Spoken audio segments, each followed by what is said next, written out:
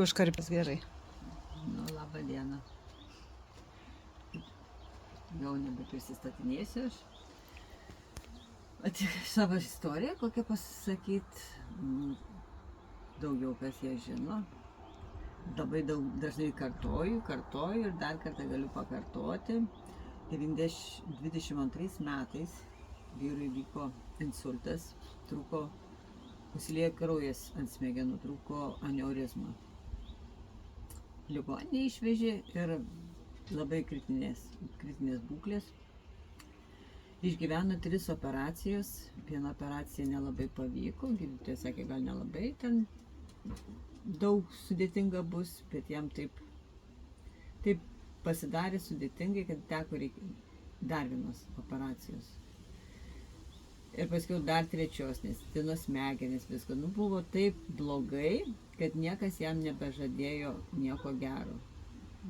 Jisai po 3 operacijos išėjo į komą, 8 dienas jisai pragulėjo komai. Ir daktarai man patys rodė, reanimaciniai, kad kaip smegenis, ant kiek yra užlieti smegenis ir gali jisai ir iš komos neatsikelti. Ir jeigu pabus, jisai gali net nekalbėti, būti kaip daržovė. Ir visko jie man prikalbėjo. Tai reanimacijoje dar kiek pagulėjo, kai biškį atgavo jau jisai sąmonę, kol komoj buvo, jisai pagulėjo reanimacijai, grįžo į palatą. Palatoje dar jisai pragulėjo dar porą mėnesių, 3 mėnesius iš visą ligoninę gulėjo, bet visą laiką jisai pragulėjo kaip daržovė. Buvo paralyžuota visa kairė pusė. Veidą kairė buvo nukritusi, rankos kairės nevaldė, kojos nevaldė. Tie pragulėjo ir mes. Ir kai aš radau tos produktus, man pasiūlė jos. Galvoju, nieko pabandysiu, nieko blogo neatsitiks, jau blogiau nebus, taip kaip yra. Ko neišbandžius ir aš pradėjau bandyti, ligoniai pabandžiau ir kai pradėjo ten jisai jau ten gulėdamas lovai su pampersai ir pradėjo ten valytis visi. Aš nutraukiau, nedaviau jam ligoniniai, nes, žinot, su pampersai žmogus guli. Tai daviau tik tais Mimaxą ir Bilmaxą. Po truputį, po pusę, po trupučiu, kad jam atsistatinėtų. Tai kadangi po operacijos jam buvo galva supjaustyta, buvo pristatytas tas kvėpavimo, žaizdos, niekas jam negyjo.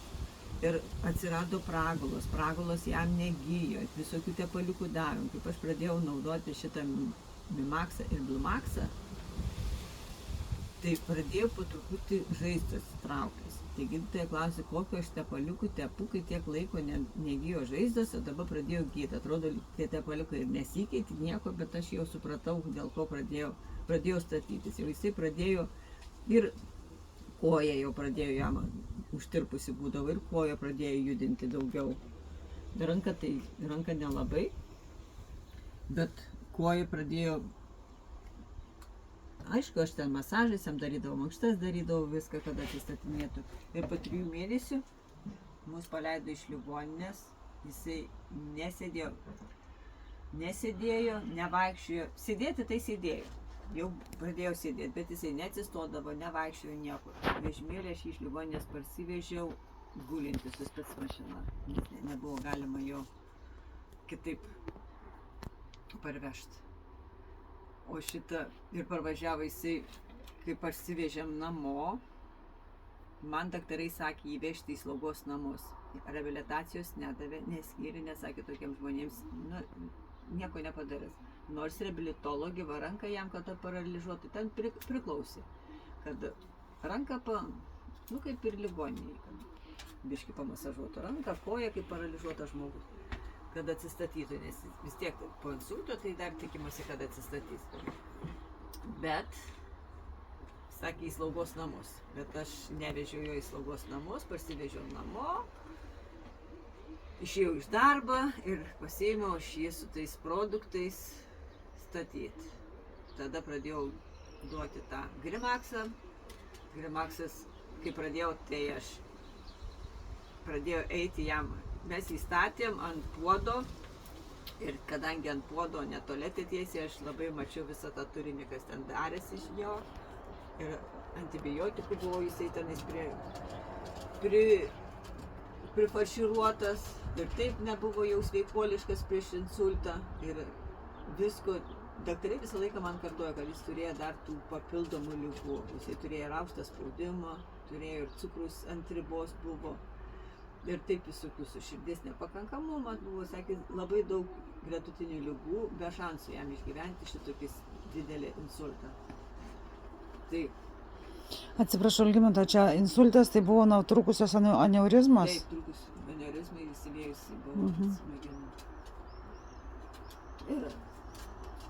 Ir po truputį aš dar ėjau į darbą. Pirmą mėnesį pas sesę į kaimą nusivežėme, jos sesuo. Jie prižiūrėjo, išėjus atostogos nudalinamės, ten labai puikiai šeima jo. Tai, ir jinai sako, jau jisai pradeda stotis, jau po truputį sako ir stoja. Ir pastatom ir brolis jau tenais pradėjo jam ir tų įrankių ieškoti, kad jisai ten galėtų ir jau, kadangi jau judesių pradėjo rastis, pradėjo ieškoti įrankių tūpimus daryti ir atsistoja, atsisėda, ten, tokius buvo reabilitologė parodžiusi, kokius pratimus reikėtų daryti. Bet mes iš interneto visko prisigaudėm ten, ką reikia, ten gulinčiam tik mums buvo parodę, ką ten daryti, o kaip jisai pradėjo jau sėdėti, jau ir kojas judinti, jau ir atsistoti, ir jau nežinau, kiek laiko praėjo, gal porą savaičių. Kai jisai, man sesuo paskambino, sako, jisai jau žengia. Jisai pats jau eit pradėjo. Stebuklai. Ir ta ranka buvo jo pritraukta, negalėjo atitraukti, pirštai suspausti, negalėjo atitraukti, jisai tos rankos nieko. Ir tą ranką mes jau po truputį įmankštinom, duodavom tą, kad įkišti, jisai jau po truputį ir tą ranką pradėjom mankštinti. Ir eiti, aišku, buvo neįgaliųjų vežimėlis, kad į lauką ten išveš, buvo labai didelės baimės, pas jį buvo labai psichika sutrikusi ir mums ten tokių vaistų išrašė, kad miegotų, bet nuo miego niekas nepadėjo, jisai ten nemiegodavo ir naktimis. Vienu kartu jisai žiūri, kad viskas ir nurimo, ir miega, ir po šiandieną jisai labai gerai. O po kiek laiko tas nurimimas, kiek laiko buvot pavartoję? Mes, kai jisai, tai psichika jam ilgiau biškį reikėjo vartoti, o fiziškai jisai greičiau statėsi. Fiziškai pradėjo kūnas greičiau statytis, o psichiškai ta atmintis iš pradžių ten daug neprisimindavo daug dalykų. Ir ilgiau atsistatinėdavo, ta nemiga buvo, ten ir pykdavo ten sesė ant jo, kad neduoda naktimis miegoti, ir piktas būdavo ir viską. Po mėnesio laiko gal po mėnesio laiko. Mes paskui grįžinėjom į Jonavą. Mes ant tiek jį atstatėm kaime per 2 mėnesius. Kai grįžom su Vasaris. Atstatėt fiziškai per 2 mėnesius? Per 2 mėnesius mes jį atstatėm tiek, kad aš, aišku, pasiėmiau neįgalumo vežimėlį, bet jau sėdo jisai į mašiną ir aš vežiau jį Jonavoj, gydytojai parodyti, kad skirtų jam normalią reabilitaciją. Ir jau jisai lipo laiptais, jau po truputį, nes kai parsivežiau aš į kaimą, kadangi 5. aukšte gyvenu, iš kaimo parsivežiau ir padėjo ten brolis jo važiuoti, kad padėti jam užlipti tais laiptais, nes po truputį, mes kaime ten po truputį tas laiptukų žengėm, viską darėm. Pamažu. Ir jisai laiptais lipo taip, kad brolis sako, jisai dar geriau lipo negu kad mes, sako, mums nereikia čia jo pagalbos. Pagalbos. Aišku, prilaikyti jisai su tos vienos rankos. Ir gydytojai tada skyrė reabilitaciją. Ir gydytoja labai buvo nustebusi, kai pamatė, kad mes jau atėjome į ligoninę, į tą kovo mėnesį mes jiem. Kovas, balandis, gal pas reabilitologę, kad gegužės birželio mėnesį mums skyrė reabilitaciją. Pasirimti reabilitaciją. Aš dar atsimenu iš tų zumų, kai pasakojot, kad šita, kas ten sesutė tokia buvo, kur... Taip, tai mes nuvažiavome į reabilitaciją ir Abromiški ir tenais reabilitologė buvo ta pati sesutė, kuri dirbo klinikose.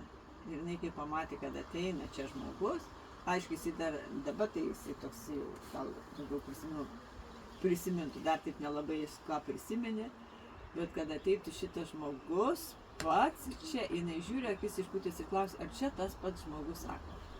Jo. Ar čia sako tas pats žmogus, sako, negali patikėti, kad jisai pačiom savo kojom sako, jūs sako, nepykit, mes sakom, bet jau mes jų tikrai nieko netikėjom. Jokios vilties nebuvo. Kai išrašė iš ligoninės, grupė buvo kažkokia duota invalidumo, kai sakė pasimti iš ligoninės ir kad vežtis į šitą. Į slaugą. Ir iš karto grupė buvo kažkokia parašyta. Ar jau visai kaip... Kol jisai turėjo biletenį, jam buvo biletenis iki vasario mėnesį, kol jisai gulėjo ligoninėje, kol viską kaip išrašė iš ligoninės. Ir paskui reikėjo tvarkytis grupę. Tai tą grupę sutvarkėm be jo, tenais jau gydytojai pasižiūrėjo, kas ir viską ten surašė ir davė tą. Kokia buvo kelinta? Pirma grupė. Pirma grupė, kaip jisai ne. Dabar kelinta? O dabar antra. Čia daktarai patys irgi davė? Taip. Jie patys pasiūlė, kad apžiūrėjo jį ir ar kaip? Tie daktarai, čia Jonavoj, mes jau po metų laiko, po metų mūsų to pasveikimo, gydymos irgi jiem per daktarus, jau patys, na, aišku, jis jau ir be lasdos vaikščiojo, ir viską, jiem pas psichologai, nei jis jau nusišneka nieko, tai psichologams užduoda ten tokius klausimus, metus, datą, jisai viską pažįsta, viską jisai, visus žino, viską, tik tas baimės jausmas buvo atsiradęs toksai, ir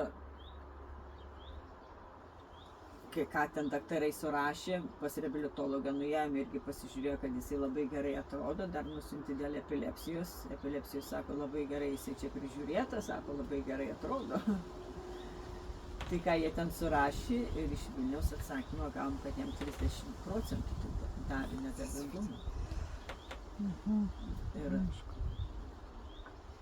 aišku, jisai tenais dirbti, kadangi yra matomumas tas sutrikęs, bet aš jau dėl akių net pradedu galvoti, kad ilgai pavartojus galima viską statyti. Jeigu tik papuls atras tie produktai, kokią sveiką ląstelę, jie to atstatys. Nes ką daktarai kalba, kad jau tas matomumas po visam laikui čia paralyžuota, bet kad jisai ir kartais, kai atsimena tokius dalykus, kai pradeda pasakoti, arba aš net pati būnu pamiršusi. Po truputį viskas jam grįžinėja. Ir kaip, aišku, atstatė jam dabar tą kaukolę, buvo pusę kaulų, pusę galvos, čiagi nebuvo to kaulo. Nu, iš arčiau, Eimantai, galima jūs kreiptis. Ar jūs galite ką nors pats papasakot? Apie ką tai? Apie save? Dabar? Apie gydymą. Nu, ką atsimenat? Iš viską atsimenat, nuo ko prasidėjo ir kaip, ir iki dabar. Kas jums nesunku ir ką jūs atsimenat? Nu, atsimenu, kai tas insultas man įvyko. Čia Sode ir įvyko. O ligoninė nieko nelabai ką prisimenu. Ligoninę neprisimenu, bet taip protarpiais. Tai gulėjau aš ten, atsimenu, seselis.